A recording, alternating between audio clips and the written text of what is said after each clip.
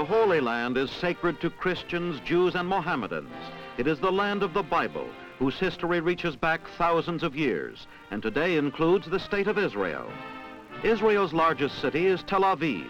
This seaport on the Mediterranean was established in 1909, and today serves as Israel's lifeline to the world beyond. New hotels and buildings line her streets. The city appears modern to the last detail. The interesting mixture of tongues reminds one of the biblical story of the Tower of Babel, because many languages are spoken here, including French, Polish, and even Scandinavian. Jerusalem, the capital of Israel, covers 17 square miles. Jerusalem means City of Peace. The old section of Jerusalem in Jordan covers only 210 acres, less than 1/2 square mile. Since biblical days, the synagogue has served as a symbol of faith and a binding force for the Jewish people. Here, the rabbi, an ordained teacher, interprets the Old Testament and the commandments, which have remained unchanged throughout the centuries. The synagogue also plays an important role in education. In this synagogue kindergarten class, the children receive both religious and general schooling.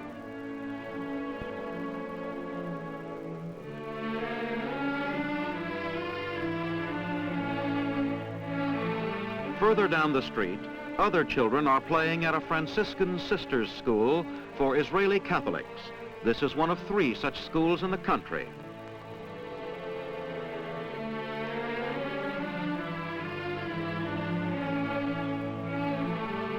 One of the buildings of the Hebrew University once housed a Catholic high school. In fact, the building is still shared with Catholic monks.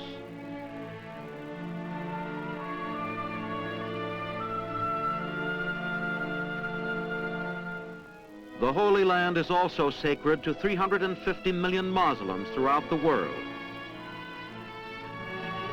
They comprise 1/10 of Israel's population, and since there is complete religious freedom, these Muslims are able to attend their mosque services and maintain their traditional ways and customs.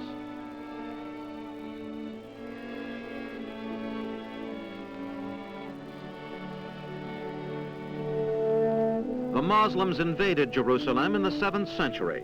The population became Arab in language and largely Muslim in religion. With the building of religious shrines, the city became as holy to Muslim as to Christian and Jew. Mohammed was both prophet and teacher and borrowed many of his teachings from the Judeo-Christian traditions and incorporated them into the Koran, the Muslim Bible.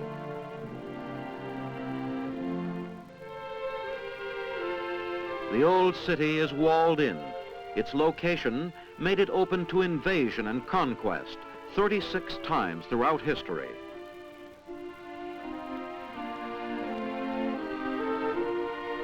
One of the 8 entrances to the old city is the Gate of St. Stephen's, named for Stephen, the first Christian martyr who was stoned to death here.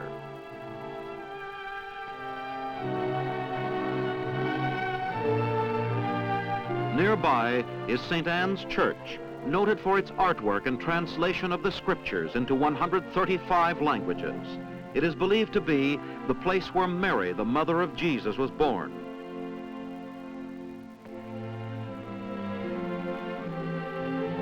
The Dome of the Rock is the most impressive building inside the walls. It was built by the Muslims in the 7th century and stands at the site of Solomon's Temple. It also marks the place where Muhammad is said to have ascended to heaven, and where on Judgment Day, the angel Gabriel will blow his horn. The building has 8 sides. Interwoven in the design are verses from the Koran. On one side of the Dome of the Rock area stands the Wailing Wall, built of stones from the Temple of Solomon. It was here that the Jews came to pray on Fridays and holy days.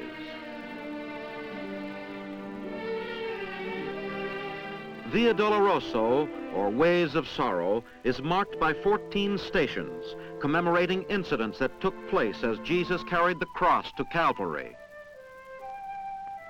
Station number 4 marks the place where Mary gave comfort to Jesus.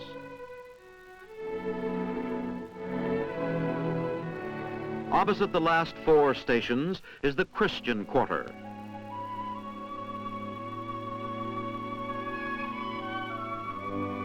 One of the most sacred shrines of Christendom is the Church of the Holy Sepulchre. It was built over the traditional site at which the body of Jesus was entombed and is used for worship by many Christian groups.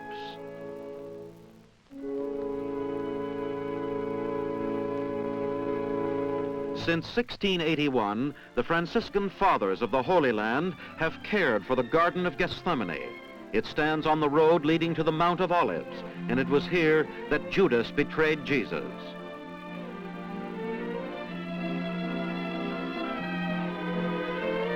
The olive trees are said to be from the same roots as those that were here over 2,000 years ago.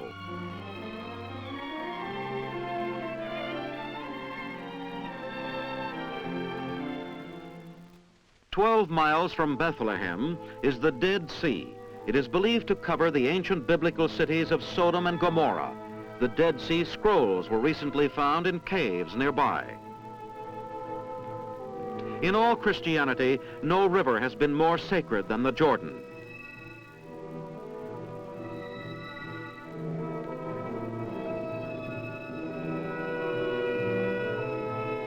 It was in this river that the Old Testament prophet Elisha healed Naaman, the Syrian, of his leprosy, and it was here that John baptized Jesus. Today, with the added meaning of the river's biblical background, a priest performs the holy rites of baptism. In Bethlehem, at the place where Christ was born, stands the Church of the Nativity, built by the Roman Emperor Constantine in 326 AD. It is the oldest Christian church in use today. The church is used for services by Armenians, Greek Orthodox, and Roman Catholic groups. Today, the Armenians are celebrating their Christmas, and each one files by the Star of Bethlehem inside, paying homage to the Prince of Peace. Here is an act of faith in the land where the Bible was written, a holy land, forever enriched by a history whose inspiration will live to the end of time.